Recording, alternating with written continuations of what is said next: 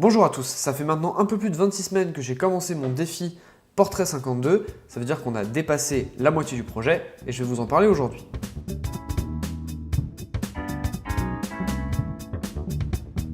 Pour ceux qui ne sauraient pas du tout de quoi je parle, en gros le défi Portrait 52 c'est un défi que moi je m'étais lancé en octobre sur la base en fait d'un projet 52, donc on va faire une photo par semaine, sauf que moi en fait j'aurais pas de thème spécifique, mon thème c'est juste des portraits, donc il va falloir que je sorte un portrait par semaine pendant 52 semaines, donc pendant un an. L'idée bien sûr c'est pas de prendre toujours la même personne en photo, bien sûr c'est de varier à chaque fois, comme ça on a 52 portraits différents de personnes différentes. Du coup, comme je viens de passer la 26e semaine de mon défi, donc la moitié, il y a quelques petits trucs que j'ai remarqués déjà et dont je vais pouvoir vous faire un retour. Au départ, je sais plus si vous vous rappelez, mais j'avais dit dans la vidéo de présentation que, en gros, je pourrais prendre un petit peu le médium que je voulais, le médium qui m'intéressait. Ça pouvait être mon téléphone portable, un réflexe, un argentique, moyen format, format normal, bref. Je m'étais pas fixé de réelles limites à ce niveau-là. Et puis finalement, en fait, au bout de 2-3 semaines de défi, j'ai commencé à découvrir le portrait en moyen format. En fait, je venais juste d'acquérir mon moyen format, j'avais testé des choses avec, et là, j'ai vraiment testé le moyen format en portrait et j'ai tout de suite accroché. Et du coup, depuis, je fais que des portraits au moyen format argentique. Du coup, mis à part les deux premières images que j'ai prises, l'une en 35 mm noir et blanc et l'autre en couleur lors d'un shoot que j'avais fait avec Antoine, tout le reste est en moyen format et je vais continuer jusqu'à la fin avec un moyen format argentique parce que je suis clairement tombé dedans et je me suis rendu compte que c'était ce qui me plaisait en termes de rendu, en termes de pratique. Donc du coup, le défi Portrait 52, il sera fait avec un appareil photo moyen format argentique. Le deuxième point que je voulais aborder, c'était le fait d'avoir un stock. Quand j'ai commencé ce projet, je me suis dit qu'il fallait que je m'autorise à avoir un stock parce que pour différentes raisons, il y a des fois où je pourrais pas faire des photos la semaine, par exemple, je sais pas, je pars en vacances et puis je prends pas mon moyen format avec moi, il faut que je puisse avoir du stock.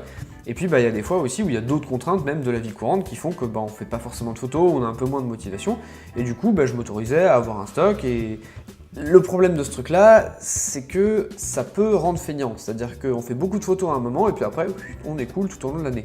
Et je voulais pas vraiment faire ça, mais je crois que du coup il y a un mécanisme d'auto-régulation qui s'est mis en place chez moi, c'est-à-dire que ça m'est arrivé des fois, notamment sur le workshop portrait de Philippe Echaroux, où du coup j'ai bombardé, j'ai fait plein de portraits, je me suis dit c'est bon, je vais en avoir pour au moins 3 mois de portraits.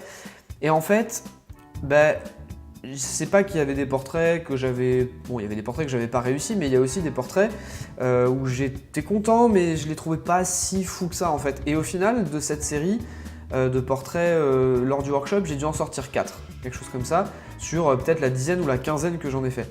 Donc du coup, j'ai eu ce standard de qualité entre guillemets de me dire je sors vraiment les portraits qui me plaisent, qui me font quelque chose. Si je sors un portrait qui est un peu moins bien, je vais m'en vouloir et donc du coup, j'évite absolument de faire ça. Bref, tout ça pour dire que finalement d'avoir un stock, ça ne me rend pas du tout feignant et ça me permet en fait d'aménager un petit peu et d'avoir de la visibilité sur les moments où je vais devoir sortir faire des photos de gens ou si par exemple je sais qu'à tel moment je vais pas être chez moi pendant un certain temps, ça peut être pas mal justement d'avoir du stock. On revient sur l'explication de départ. Troisième point qui est quand même vachement important et sur lequel il va falloir que je continue à travailler, c'est cette de barrière psychologique qu'on a à aller voir les gens quand on veut les photographier. Globalement, je suis quelqu'un qui n'a pas peur d'aller vers les gens et qui arrive à les aborder assez naturellement pour leur demander de faire un portrait. Et en général, peu de personnes refusent. Mais je peux vous assurer qu'il y a encore un mécanisme psychologique chez moi, et je pense que c'est valable pour beaucoup de gens, qui fait que quand je suis pas obligé de le faire, quand je suis pas contraint d'aller le faire parce que j'ai encore des portraits en stock par exemple, ou que j'ai prévu de shooter d'autres personnes, et du coup je me bloque, en fait il y a une espèce d'autocensure qui se crée. Et il y a des gens en fait des fois qui passent devant moi où je me dis tiens ça pourrait être vachement bien de les photographier, ça peut donner quelque chose, et je m'auto-censure, je me dis non t'as l'appareil dans le sac mais ça vaut pas le coup d'aller leur demander. Alors que si. Calme-toi. Du coup, raisonner comme ça, c'est triplement débile, puisque d'une part, je m'empêche d'avoir l'opportunité de faire un beau portrait. Ensuite, je m'empêche de m'exercer, ce qui est pas inutile en soi. Et troisièmement, je m'empêche aussi d'améliorer mon stock en fait, et de me dire que mon stock, il sera peut-être embelli par un portrait en plus. Et du coup, ça me donne encore plus de vision sur la suite. Enfin, bref, c'est vraiment débile de raisonner comme ça. Et c'est encore un point sur lequel il faut que je travaille, que même si j'en ai pas besoin, de me forcer à aller vers les gens et de me forcer à aller faire des portraits pour encore plus m'acclimater au fait de demander et le fait de passer cette barrière pour que ça devienne quelque chose de vraiment naturel. Et enfin, le dernier point que je voulais aborder dans cette vidéo, c'est couleur ou noir et blanc. À cette question, je répondrai les deux, mon capitaine. Alors on va dire que sur le premier tiers du défi, vous remarquez que les photos sont majoritairement en noir et blanc pour une raison toute simple, c'est que mon rendu noir et blanc, je le maîtrise, je l'ai peaufiné au fur et à mesure du défi et je continue à le peaufiner, mais c'est quelque chose où déjà j'avais une base où j'étais sûr de moi. La couleur, je venais juste de commencer à appréhender un petit peu les bases du développement couleur et le rendu sur le scan, etc. Donc du coup, j'étais pas très serein à l'idée de proposer des beaux portraits couleur. Cela étant, au fur et à mesure du défi, j'ai commencé à m'améliorer en couleur, etc. Et j'ai réalisé quelques portraits, donc je suis pas mal fier quand même, des portraits couleur. Et donc du coup, je me suis dit que ça serait con de pas les présenter et pas les proposer.